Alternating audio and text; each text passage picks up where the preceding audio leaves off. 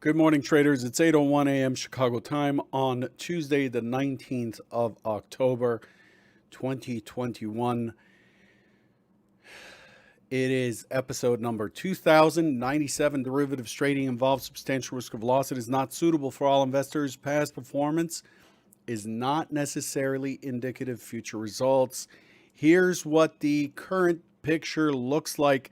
We have a mixed to slightly higher market, mixed because not everything has climbed as much as the Russell, the S&P, the U.S. markets. Basically, overall, we've had some good earnings. What's on focus is strong earnings.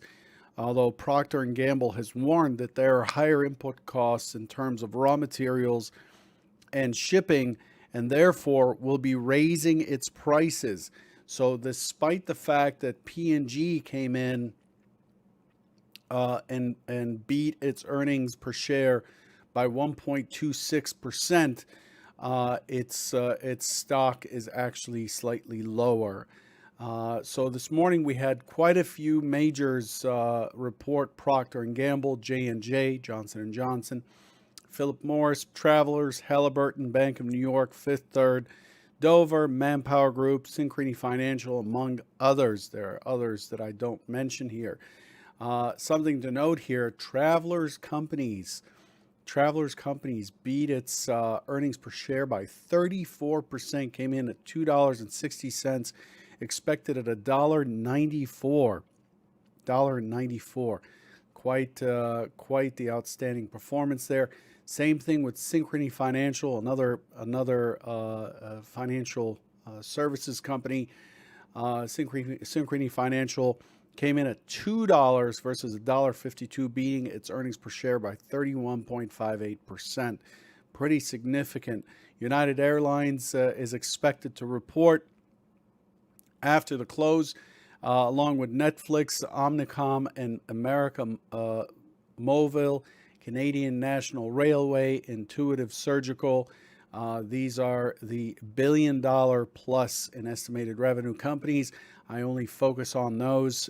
Anything below that just doesn't make the cut, and that's where we stand. So again, inflation is still in the picture, but the market has rallied. This looks to me like a technical rally. We've talked about this over the last few days. Today, we're looking for ECB's Lane to speak at 10, and you can see all the events here. I don't need to go through the calendar with you. This morning, we got housing starts out of the U.S., which came in slightly lower than expected, 1.555 million units versus 1.62 expected. Building permits came in at 1.589 million units versus 1.68 million expected. So both those numbers came in below expectations. Building permits fell by 7.7% month on month, and housing starts fell by 1.6% month on month, which is significantly lower than the prior figure. So that's where we stand this morning. Other than that, the S&P has traded 168,000 contracts. That is rounded up to the nearest thousand. The overnight inventory is 75% long. That means 75% of the volume is trading above the settlement price. The range is quite decent, 32.75 points, with the point of control at 4,500, which is just above us. Believe it or not, where we went from 4,350 to 4,500 in about 2 sessions. So this is a fairly strong market. I'm classifying the auction condition in the overnight session as trend. It is in a pullback phase right now. It's pulling back to a stock zone, which I'll cover, the 44.93.75 stock zone here, with the VWAP in mid sitting at 44.88, along with some single prints. There's some confluence there at 88. I'm hoping that they don't tag those before the open. So that's where we stand. Looking at what was expected yesterday, The primary scenario is a push into 55 and a drop into 30 and then sideways. The secondary scenario is a pullback to take out the 36 quarter low, and then was expecting it to push to 62, 65. Way too conservative. After the fact, there's no way for me to tell what the range is going to be. But what I can do is estimate that range statistically, and that's what I do. So we pushed down to 36.75. We did not quite take the overnight low. And in the first clue in we got, and remember, we opened yesterday below the prior day's range. So we were in an open auction out of range with a downward skew. And then we got this beautiful push, directional push at 21.75 points. So the goal becomes all about buying the pullback. Buying the pullback becomes the key play here. And so we're looking for it to pull back to either a market generated area like the VWAP mid, whatever. Interesting. Let me get these out of the way. Looks like my charts reset overnight. Not cool. So we're looking for it to pull back, and what it did is it pulled back to the full session mid before the continuation higher. So we set up a channel here and we start to push into, remember, we were looking for it to breach the overnight low and get up into 65 and fight the 65 area. And what it did is it fought the 65 area, and then later, before the European close, it ended up breaking through pretty strong. Yesterday, on the way up, a lot of resistance, a lot of selling, a lot of icebergs on the offer. As the market pushed up, I found that it was very difficult to hold that long. As prices were pushing up, we saw that it was pulling back very quickly, and there was a lot on the offer. So I saw quite a few icebergs on the tape on the sell side, and it continued to grind through. So yesterday was a tough hold on the long side, in my opinion. So we end up grinding higher and finishing up, getting into 44. If you look back, let's take a look here for a second. Really important to look back and make sure we know what we're heading towards. Let's switch this to a 60-minute here.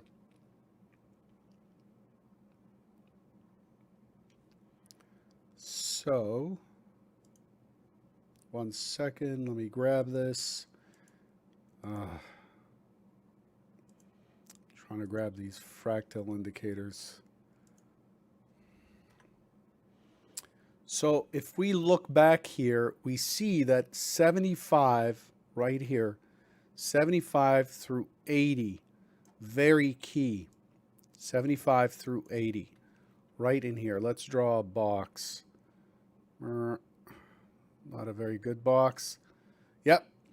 75 through 80. This area here is it was expected to be significant resistance yesterday, and we pushed into it in the day session and turn around. So as we pushed higher into the close, we couldn't breach that 80, but on the overnight session, it immediately took that 80 out and broke higher. So you could see here that it squeezed. Well, let's look at yesterday again.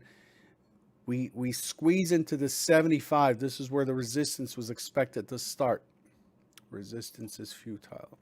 So 75, it pushes in, pushes in, pushes in. This is expected to be the key target on the upside if it breaches the 65. And then beyond there, it's the 80, and it stops at 79.75. Pretty precise market with a consolidation.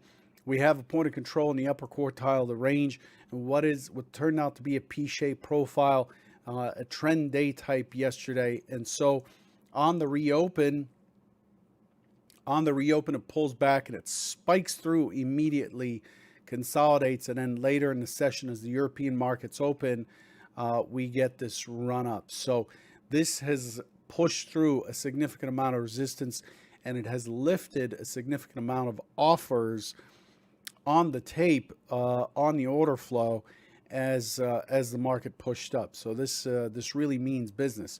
When we look at the overall picture of how things performed on Edge Pro X, you can get Edge Pro X at edgeprox.com. You could see that we are moving quite rapidly away from the marker we have currently, which is the monthly VWAP, the monthly volume weighted price, average price. And this is a full session VWAP, and we are running away from that. This is kind of a proxy. This is a bit of a proxy to what the point of control may be, for example, for the month. It's not as accurate as a volume profile, but it's the same idea. We are really pushing away. So this isn't a market that is telling us, hey, sell the rally. Sure, sell the rally was pretty decent in here, but now we've really pushed through. Once we got through that 44.08, almost 100 points below us.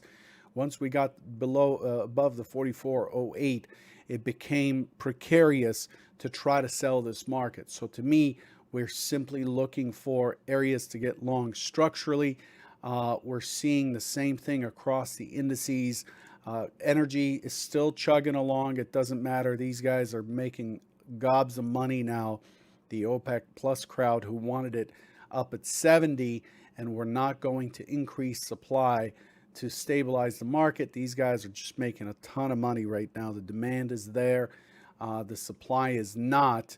And so prices continue to climb higher on crude, although we have a small pullback this morning.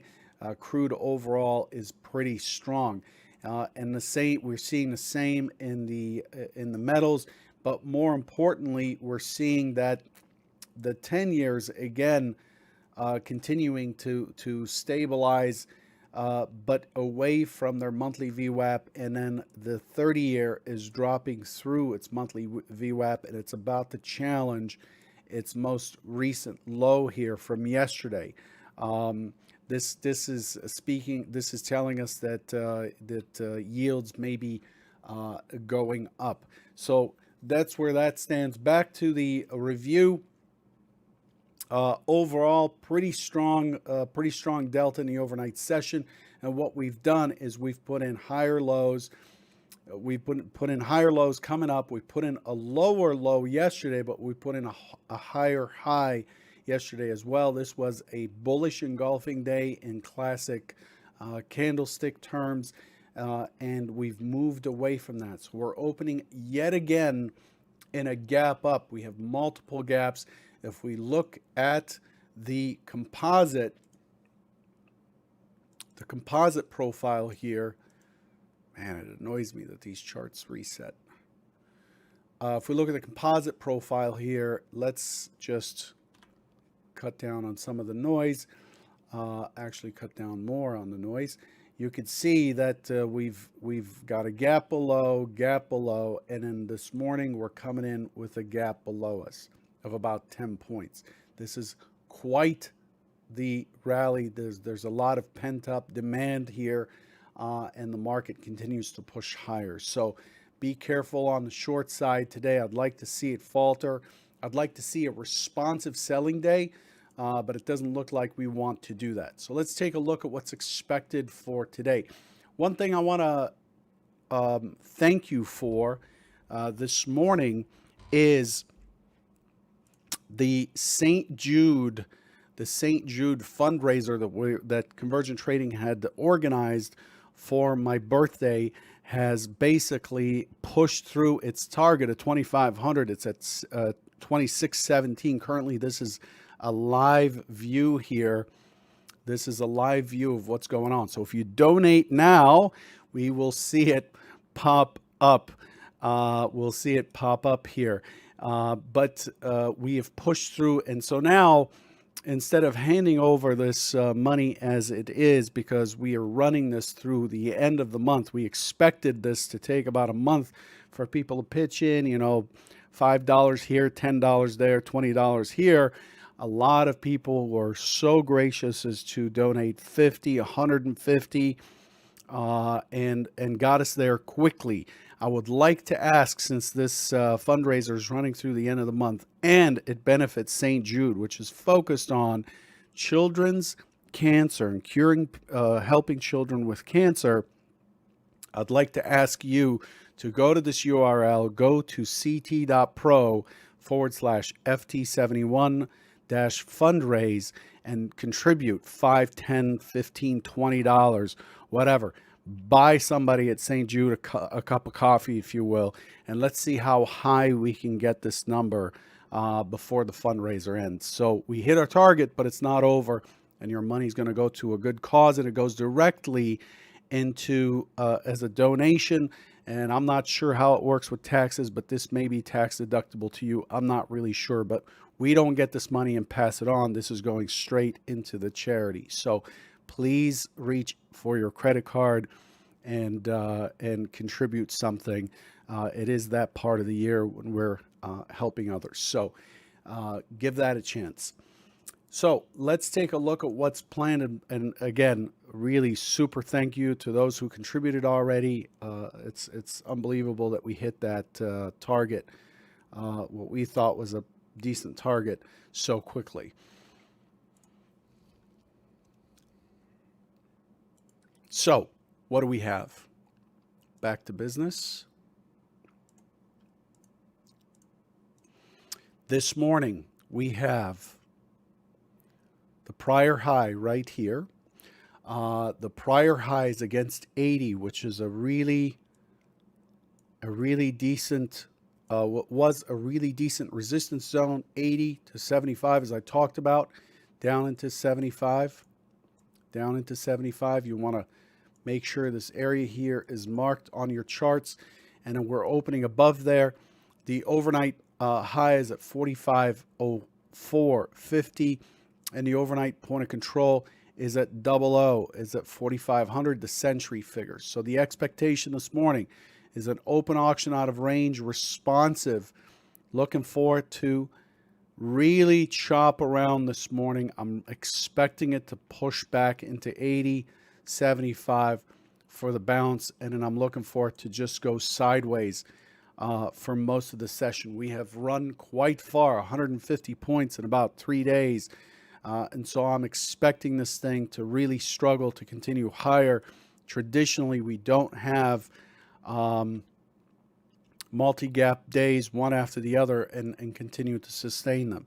The secondary scenario is that scenario where it pulls back early, consolidates. We get the impulse higher. We get the impulse higher, just like I drew yesterday, consolidates back to the 4,500, fights the 4,500, and then gets up there and takes out the overnight high to push us into the 4511 MC point of control, 4511 MC point of control before we come back. I'm expecting the range to be to come in. I'm expecting the range to collapse a little bit as we continue to rally. There's going to be less and less money pushing in, and so these are my range expectations are quite modest. I'm looking for 15, maybe 18 points of range for these days as we grind up. So below us, 80 to 75, very important. 71.75 is the overnight stat on the downside. 4504.50 is the overnight stat on the upside. But below us, the map is 80 to 75. Expected to be relatively strong support. Looking to buy there. And then if it does not get down in there, the next area that is really significant is this 88, which has a stock zone, and it has the mid and the full session mid and VWAP in confluence there. This may be a good area to test before the market pushes back into 4,500 and starts to squeeze to 4,511. So this setup number 2 is the one that I prefer. I'm not, I'm expecting the market to push lower back into the 80 to test from above, and also it's run quite a ways for an open auction.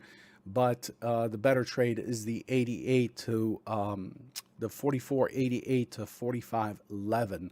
That's the better trade. So if you get on these, you know what your price map is, and make sure you hang in there so that you're not getting on taking 2 ticks of profit and then taking full losses when the trade doesn't work, which is a huge problem for a lot of traders. Okay, good luck, and I'll catch you tomorrow. Don't forget to donate if you have not.